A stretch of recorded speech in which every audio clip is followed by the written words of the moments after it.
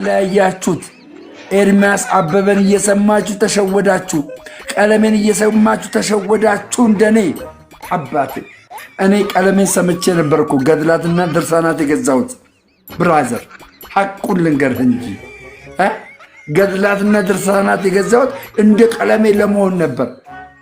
ለካ እንደ ቀለሜ መሆን አይቻልም።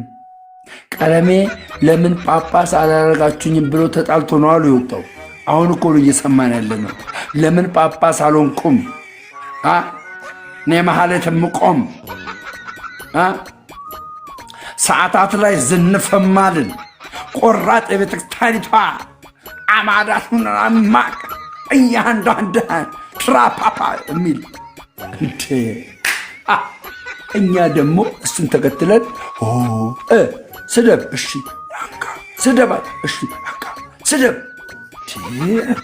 በተለይ እኔ ከተመረቅኩ በኋላ እግዚአብሔር ምስክር የቤተክርስቲያን ታሪክ ካነበብኩ በኋላ ጋይስ ለውጥ ታውቃላችሁ። ከተመረቅኩና እስር ቤት ከገባሁ በኋላ ነው። ገባችሁ?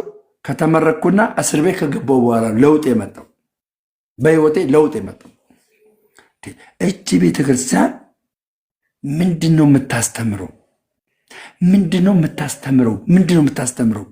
አንተ የቤተክርስቲያን ሊቃውንት እኮ ነው የምልህ። የጻፉትን ሳነብ ስለ ክርስቶስ ያላቸው አመለካከት ብራዘር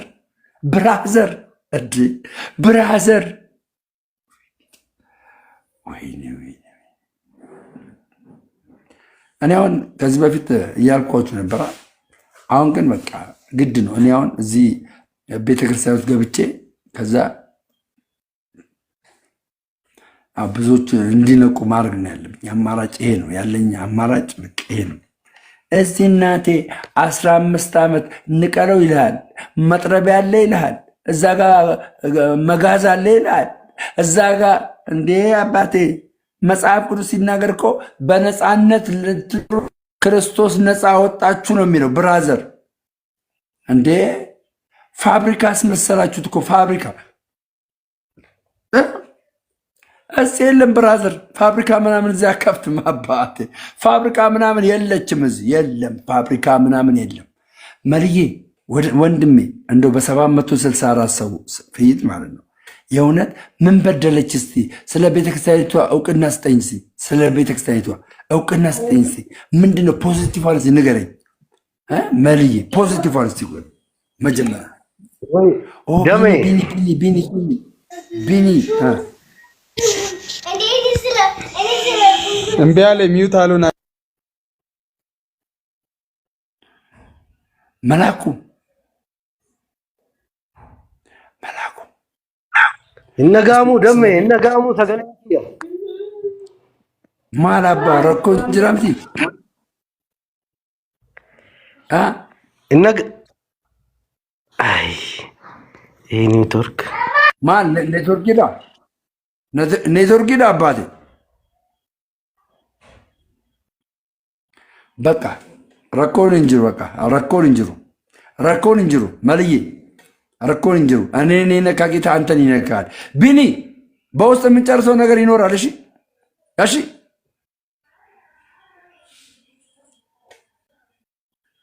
መምህር ቢኒ እንደዚህ ንካው። አይወድ ያንተ ፎቶ ንካና የማይክ የንትን ይኖርላል ሰው ያንተ ቀጣይ ዓመት እውነቴን ነው የምላችሁ፣ ቀጣይ ዓመት የተዋህዶ ጊዜ ነው።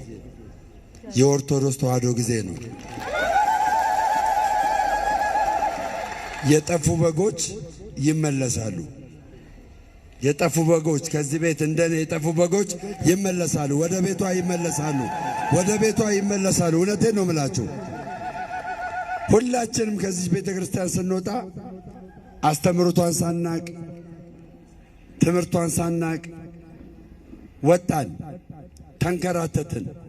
ከዛ መንከራተት ደግሞ እቅፍ ድግፍ አርጋ እጥብ አርጋ ለዚህ ወግ ማገር አደረሰችን። ስለዚህ እኔ በጣም ደስ የሚለኝ እናቴ እጅግ በጣም የኦርቶዶክስ ተዋህዶ አማኝ ናት። አባቴም እንደዚሁ። እናቴ ለኔ በጣም የምትጸልይ የምትጮህ በብዙ አቅጣጫ ስለኔ ወደዚህ መመለስ የምትማልድ ነበረች። ድንግል ማርያም ደግሞ ጸሎቷን ሰምታ እኔ ወደዚህ ምድር አመጣችን። ይኸው ስለዚህ እናቴ ባለሽበት እግዚአብሔር አምላክ ይባርከሽ። እግዚአብሔር አምላክ ይባርከሽ። እግዚአብሔር አምላክ ይባርከሽ። ስለዚህ እኔ እዚህ ቤተክርስቲያን ስመጣ ወደዚህ ወደ እውነተኛው ኦርቶዶክስ ስመጣ ለአንድ ዓላማ ነው የመጣሁት። ሃይማኖት ልቀይር አልመጣሁም። የጠፉ በጎችን እግዚአብሔር በእኔና በወንድሞቼ ወደዚህ ህብረት ይቀላቅሏቸዋል፣ ይመለሳሉ። ይህንን ይዤ መጥቻለሁ። ምንም ሳያውቁ ኦርቶዶክስን ሳያውቋት የወጡ ልጆች ይመለሳሉ። እግዚአብሔር ደግሞ ከኛ ጋር ይሆናል። ተባረኩልኝ።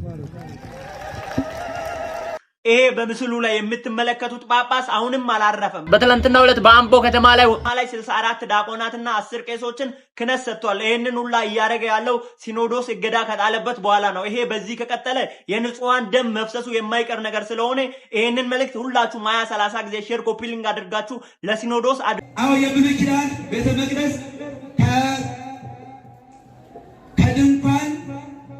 ከድንኳን ወደ ህንፃ የተለወጠች ነው። ነገር ግን የአዲስ ኪዳን ቤተ ክርስቲያን የተገለጠች መለኮታዊ መንግስት እንጂ ግለሰቦች ተሰብስበው የሰሯትና ያቋቋሟት አይደለችም። 50 ዓመት ነው ጆሮ ከጠፋ ሁለቱም አይችል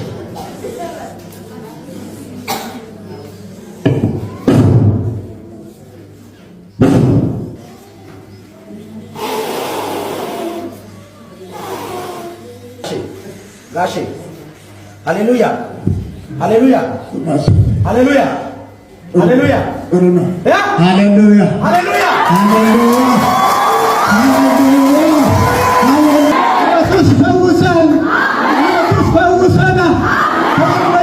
የሚያሳፍረው ይሄ ግራና ቀኙን የማያውቅ ህዝብ በሐሰተኛ ነቢያት ዝም ብሎ ሲነዳ ታዩታላችሁ። 50 ዓመት የሰውዬ ጆሮ መስማት ካልቻለ አሁን የሚያወራውን ነገር ከየት አገኘው? ሃሌሉያ ኢየሱስ ጌታ ነው ምናምን የሚለውን ነገር ከየት በምን ሁኔታ ሊሰማውና ሊያውቀው ቻለ? እንግዲህ 50 ዓመት ጆሮ መስማት ያልቻለ ደንቆሮ ሰውዬ ከሆነ ይሄ ነብይ እንደምታዩት እንግዲህ ጆሮ ከ50 ዓመት በኋላ ሰማ እያለ አዳራሹ ያለውን ሞኝ ህዝብ ሲያጃጅል እናየዋለን ማለት ነው። ማለት ይሄንን የማያገናዝብ ማህበረሰብ ነው ማለት ነው አዳራሹ ውስጥ ያለው። 50 ዓመት ሙሉ መስማት ካልቻለ ይሄ ሰውዬ አሁን እነዚህ ነገሮች ከየት አምጥቶ አወራቸው? ከየት ያውቃቸዋል? ነው በባለፈው ህይወቱ መስማት ይችል ነበር። ይሄን ያህል ድብደባ ጆሮውን እኮ ጭራሽ እንዳይሰማ ነው ያረከው እኮ ደብደበ ማለት ነው። በዚህ በማቴዎስ ወንጌል ምዕራፍ 7 ቁጥር 32 ላይ አንድ ደንቆሮን ሰው ጌታችን መድኃኒታችን ኢየሱስ ክርስቶስ ኤፍታህ ብሎ ተከፈት እንዳለው ቃል ብቻ ተናግሮ ጆሮ እንደሰማም መጽሐፍ ቅዱስ ይነግረናል። የወንጌል አማኞች ነን የምትሉ ሰዎች በኢየሱስ ስም የምትዋሹ ናችሁ፣ ውሸታም ናችሁ። አያችሁ፣ ኢየሱስ በሚለው ስም የምታሹፉ፣ የምታላግጡ፣ የምትነግዱ ሰዎች ናችሁ። እናንተ የወንጌል አማኞች አይደላችሁም፣ ወንጀለኛ ናችሁ። ህዝቡ ላይ የምትሰሩት ድራማ፣ ህዝቡ ላይ የምትሰሩት ወንጀል መንግስት ትኩረት ሰጥቶ ሊያስራችሁ የሚገባው እናንተ አጭበርባሪዎች ናችሁ። ለዚህ ነው እናንተ የምትጠሩትን ኢየሱስ አናቆም የምንለው። አናቆም። አሁን እውነት ኢየሱስ ክርስቶስ በዚህ ደረጃ መቀለጃ ነው? በስሙ ትቀልዳላችሁ፣ በስሙ ትነግዳላችሁ። እዛ አዳራሽ ተቀምጣችሁ ቁጭ ብላችሁ አሜን ምንም ትሉ ሰዎች ጤናችሁ